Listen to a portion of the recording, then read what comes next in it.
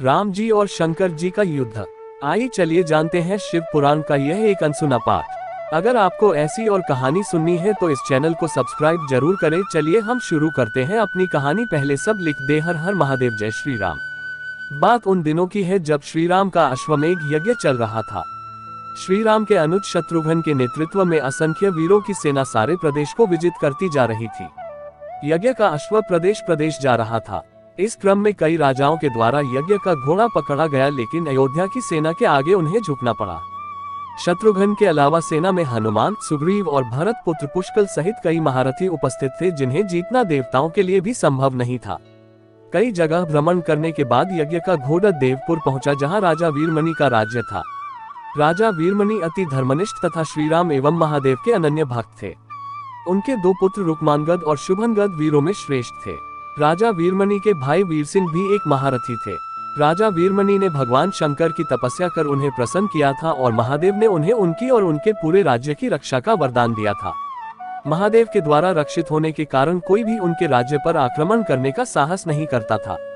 जब अश्व उनके राज्य में पहुंचा तो राजा वीरमणि के रुक्मांगद ने उसे बंदी बना लिया और अयोध्या के सैनिकों से कहा कि यज्ञ का घोड़ा उनके पास है, इसलिए वे जाकर शत्रुघ्न से कहें कि विधिवत युद्ध कर वो अपना अश्व छुड़ा ले। जब रुक्मांगद ने ये सूचना अपने पिता को दी तो वो बड़े चिंतित हुए और अपने पुत्र से कहा कि अनजाने में तुमने श्रीराम के यज्ञ का घोड़ा पकड़ लिया है। श्रीराम हमारे मित्र हैं और उनसे शत्रुता करने का कोई औचित्य नहीं है, इसलिए तुम यज्ञ का घोड़ा वापस लौटाओ। इस पर रुक्मांगद ने कहा कि हे पिताश्री, मैंने तो उन्हें युद्ध की चुनौती भी दे दी है, अतः अब उन्हें बिना युद्ध के अश्व लौटना हमारा और उनका दोनों का अपमान होगा। अब तो जो हो गया है उससे बदला नहीं जा सकता, इसलिए आप मुझे युद्ध की आज्ञा दें। पुत्र की बात सुनकर वीरमणि ने उसे सेना सुसज्जित करने की आज्ञा दे दी। राजा वीरमणि अपने भाई वीर सिंह और अपने दोनों पुत्र रुक्मांगद और शुभांगद के साथ विशाल सेना लेकर युद्ध क्षेत्र में आ गए। इधर जब शत्रुघ्न को सूचना मिली कि उनके यज्ञ का घोड़ा बंदी बना लिया गया है तो वो बहुत क्रोधित हुए एवं अपनी पूरी सेना के साथ युद्ध के लिए युद्ध क्षेत्र में आ गए।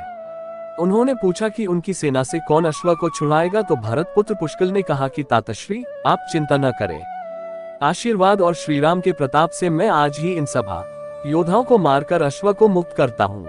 वे दोनों इस प्रकार बात कर रहे थे कि पवनसुत हनुमान ने कहा कि राजा वीरमणि के राज्य पर आक्रमण करना स्वयं परमपिता ब्रह्मा के लिए भी कठिन है, क्योंकि ये नगरी महाकाल द्वारा रक्षित है। अतः उचित यही होगा कि पहले हमें बातचीत द्वारा राजा वीरमणि को समझाना चाहिए, और अगर हम न समझा पाए तो हमें श्रीराम को सूचित करना चाहिए। राज वीरमणि श्रीराम का बहुत आदर करते हैं, इसलिए वे उनकी बात नहीं टाल पाएंगे। हनुमान की बात सुनकर श्री शत्रुघ्न बोले कि हमारे रहते अगर श्रीराम को युद्ध भूमि में आना पड़े, ये हमारे लिए अत्यंत लज्जा की बात है। अब जो भी हो हमें युद्ध तो करना ही पड़ेगा। ये कहकर वे सेना सहित युद्ध भूमि में पहुंच गए। भयानक युद्ध छिड़ गया। भरत पुत्र पुष्कल सीधा जाकर राजा वीरमणि से भिड़ गया।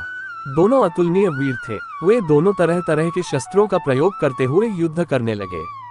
हनुमान राजा वीरमणि के भाई महापराक्रमी वीर सिंह से युद्ध करने लगे। रुक्मांगद और शुभांगद ने शत्रुघ्न पर धावा बोल दिया। पुष्कल और वीरमणि में बड़ा घमासान युद्ध हुआ। अंत में पुष्कल ने वीरमणि पर 8 नारच बाणों से वार किया। इस वार को राजा वीरमणि सह नहा पाए और मूर्छित होकर अपने रथ पर गिर पड़े। वीर सिंह ने हनुमान पर कई अस्त्रों का प्रयोग किया, पर उन्हें कोई हानि न पहुंचा सके। हनुमान ने एक विकट पेड़ से वीर सिंह पर वार किया, इससे वीर सिंह रक्तबंध करते हुए मूर्छित हो गए। उधर श्री शत्रुघ्न और राजा वीरमणि के पुत्रों में असाधारण युद्ध चल रहा था। अंत में कोई चारा न देखकर शत्रुघ्न ने दोनों भाइयों को नागपाश में बांध लिया। अपनी विजय देखकर शत्रुघ्न की सेना के सभी वीर सिंह नाद करने लगे। उधर राजा वीरमणि की मूर्छा दूर हुई तो उन्होंने देखा कि उनकी सेना हार के कगार पर है। ये देखकर उन्होंने भगवान रुद्र का स्मरण किया। महादेव ने अपने भक्त को मुसीबत में जानकर वीरभद्र के नेतृत्व में नंदी, भरिंगी सहित सारे गणों को युद्ध क्षेत्र में भेज दिया। महाकाल के सारे अनुचर उनकी जय जयकार करते हुए अयोध्या की सेना पर टूट पड़े। शत्रुघ्न, हनुमान और सारे लोगों को लगा कि जैसे प्रलय आ गया हो।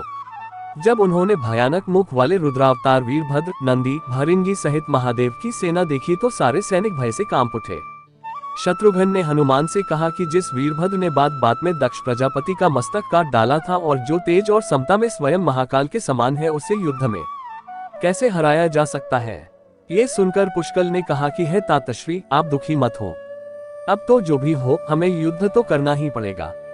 ये कहता हुए पुष्कल वीरभद्र से, हनुमान नंदी से और शत्रुघ्न भृंगी से जा भिड़े। पुष्कल ने अपने सारे दिव्यास्त्रों का प्रयोग वीरभद्र पर कर दिया, लेकिन वीरभद्र ने बात ही बात में उसे काट दिया। उन्होंने पुष्कल से कहा कि हे बालक, अभी तुम्हारी आयु मृत्यु को प्राप्त होने की नहीं हुई है, इसलिए युद्ध क्षेत्र से हट जाओ।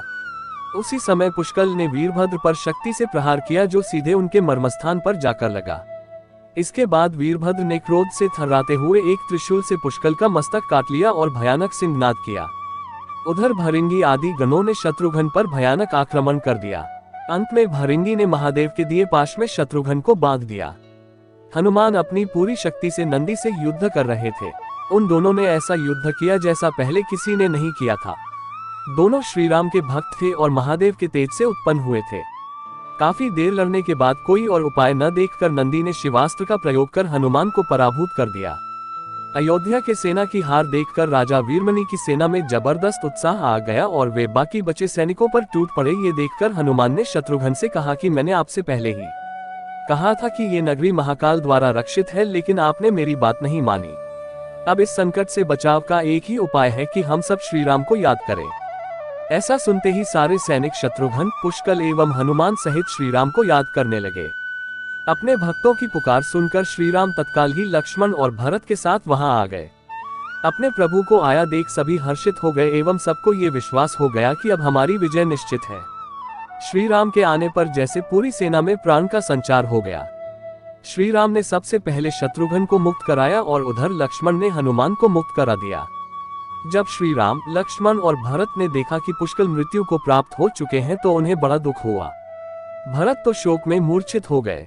श्रीराम ने क्रोध में आकर वीरभद्र से कहा कि तुमने जिस प्रकार पुष्कल का वध किया है उसी प्रकार अब अपने जीवन का भी अंत समझो।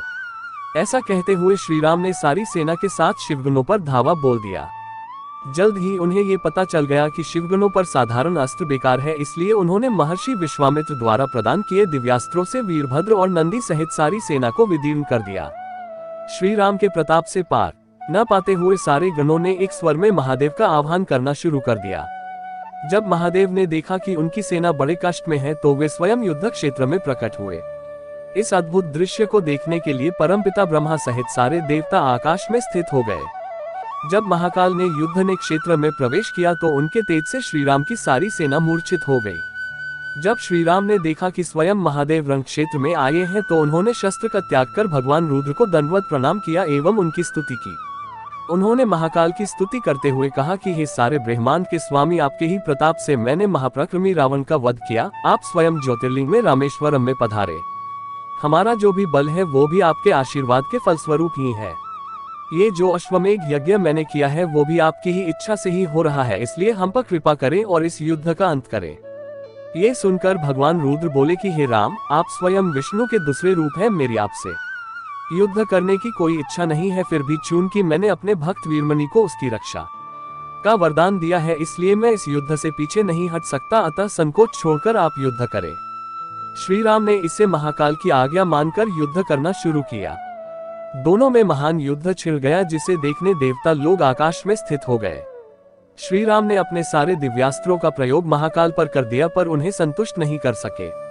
अंत में उन्होंने पाशुपतास्त्र का संधान किया और भगवान शिव से बोले कि हे प्रभु, आपने ही मुझे ये वरदान दिया है कि आपके द्वारा प्रदत्त इस अस्त्र से त्रिलोक में कोई पराजित हुए बिना नहीं रह सकता, इसलिए हे महादेव, आपकी ही आज्ञा और इच्छा से मैं इसका प्रयोग आप पर ही करता हूँ। ये कहते हुए श्रीराम ने वो महान दिव्यास्त्र भगवान शिव पर चला दिया। वो अस्त्र सीधा महादेव के हृदय स्थल में समा गया और भगवान रुद्र इससे संतुष्ट हो गए। उन्होंने प्रसन्नता पूर्वक श्रीराम से कहा कि आपने युद्ध में मुझे संतुष्ट किया है, इसलिए जो इच्छा हो वर मांग ले। इस पर श्रीराम ने कहा कि हे भगवान, यहाँ इस युद्ध क्षेत्र में भ्राता भरत के पुत्र पुष्कल के साथ असंख्य योद्धा वीरगति को प्राप्त हो गए हैं, उन्हें कृपया जीवन दान दीजिए। महादेव ने मुस्कुराते हुए तथास्तु कहा और पुष्कल समेत दोनों ओर के सारे योद्धाओं को जीवित कर दिया। इसके बाद उनकी आज्ञा से राजा वीरमणि ने यज्ञ का घोड़ा श्रीराम को लौटा दिया और अपना राज्य रुक्मांगद को सौंपकर वे भी शत्रुघ्न के साथ आगे चल दिए।